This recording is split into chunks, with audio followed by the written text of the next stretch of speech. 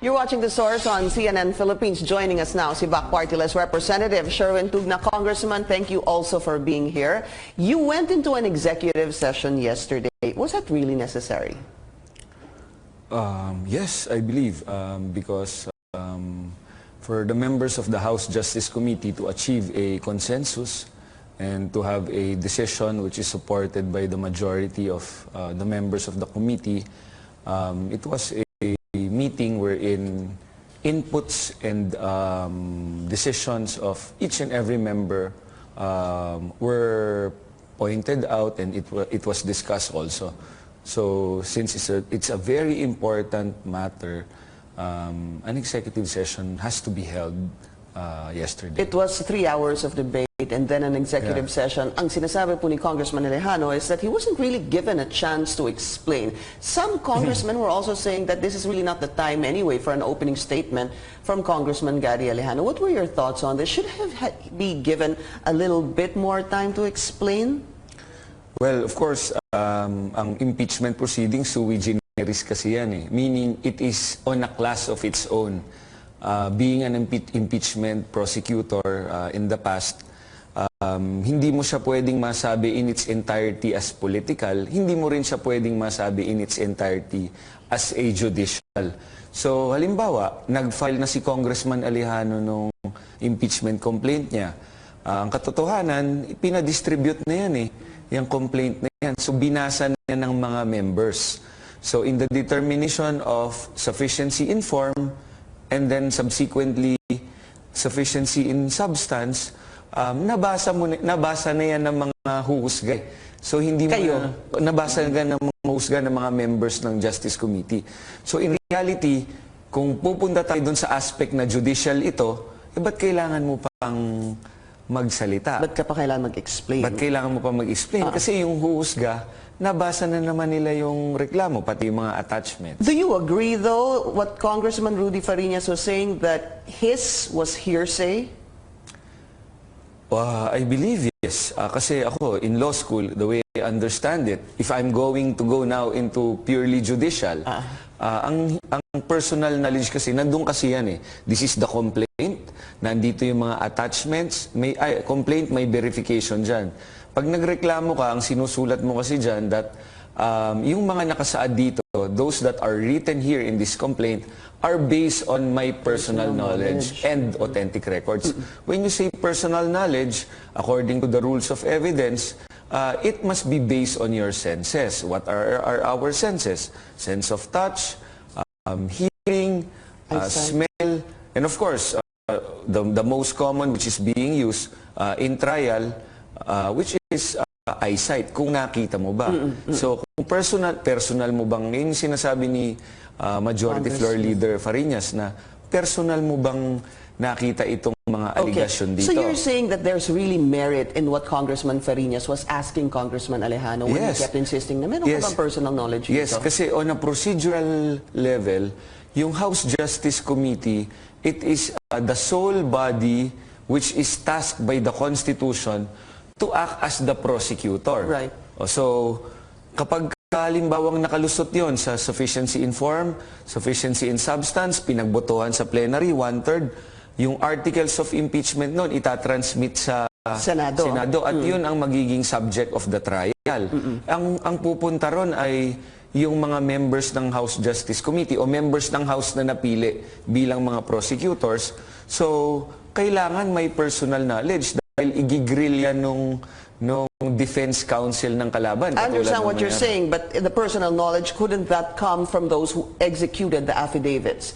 Because the same question I asked, sir, I hope you can answer it also. Could things have changed if there was a complainant instead and then Congressman Alejano just endorsed the complaint? Yes, because now, this time, there will be personal knowledge. And according to the Constitution, one mode of filing an impeachment complaint against an impeachable official is by any citizen as long as it's endorsed by a member of the House. Para actually to even be accepted, for it to even be an impeachment complaint, it needs to be endorsed. So, if that happened, do you think that there could have been more of a chance for this impeachment complaint to prosper? I believe based on what the proceedings are, since it requires personal knowledge and the complaint complied with that, then it could have been discussed probably in the substance, and I don't know what might happen next. Hard to say. Hard to say. Pero at least parang mas sinunod niya, that's what you're saying, Yes. mas sinunod niya yung method or procedure na dapat sundin. Yes, Okay, yes. but is this tantamount to an ethics complaint against the congressman? What are your thoughts on that? Well, as a lawyer, as I define perjury, perjury kasi... Hindi mo ba yun pagsisinungaling? Perjury kasi is basic naman in our criminal law na kapag perjury, laging pagka naghahabla ka ng, if you're filing a case against a person, if it's a criminal case, there should be an intent. To do something. To do something. For example, when it's perjury, it's lying under oath. So, you know at first hand, to start with, you should know for a fact that what you're going to say under oath is a lie. So, it's a matter of intent. So, that should be determined. So, does that mean... But iba ang quantum pagdating sa ethics complaint. Okay. Ano? Why is it different? Because in reality, iba naman yung criminal case, iba rin yung... Yun na nga, sir. Because even when you guys were discussing it yesterday, some were bringing in criminal procedures and some were saying this is a, well, from the past, I know this is a political process and some people were actually putting both, it's a judicial process and a political exercise that somehow painted an uneven or a gray picture to this impeachment complaint. But then again, let me ask you again a direct question. Gary Alejano filing that impeachment complaint, is that tantamount to an ethics complaint against him? Well, we can. Anybody can file that, but I believe the counsels of Congressman Gary Alejano, they might raise a prejudicial question that there should be a determination first of perjury outside of court before. Ano ang palagay ninyo? For me, if he has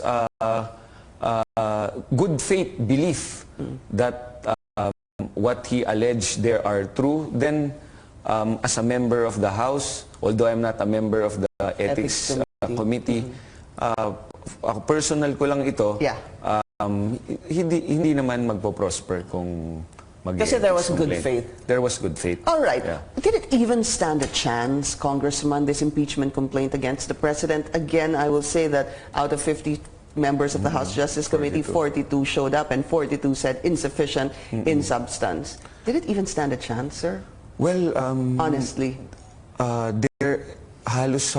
It has been only 10 months and 15 days since President Duterte sat into office as the President of the Republic. Well, I believe he has the support of the members of Congress, as well as, in reality, the allegations there, it should have personal knowledge for it to prosper. I know, because even in the past, Congressman, you were already saying that it's hard to impeach a popular president. In one of your media interviews, you said that also in the past. Also, something brought up during the House Justice Committee, but Congressman Alejano counters that by saying, is it just because you're popular, hindi ka na pwedeng file ng impeachment complaint? Well, I respect his opinion on that, but I believe the criticisms against the President in relation to the proceedings yesterday, the impeachment complaint, that for me personally, the reason why we voted to dismiss the impeachment complaint is that first, it is divisive. Second, being an impeachment prosecutor in the past, it will take so much time on the part of the House of Representatives as well as the Senate, and definitely it will set aside legislation that could have improved the lives of our citizenry.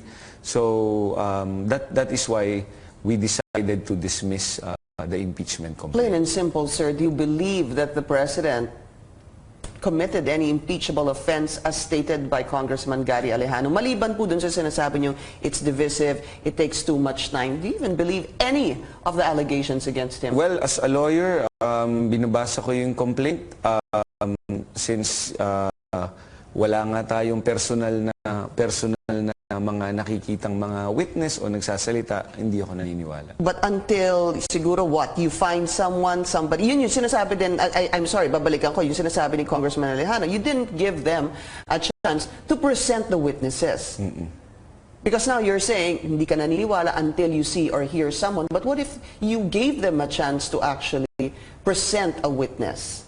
Well, we'll cross the bridge, Pinky, when we get there. All right.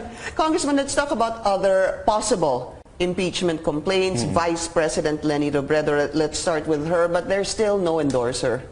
Ano hong palagay niyo to dito? Because even the President was saying that malabo yung impeachment complaint against the Vice President. Is this something you're likely to support or not support?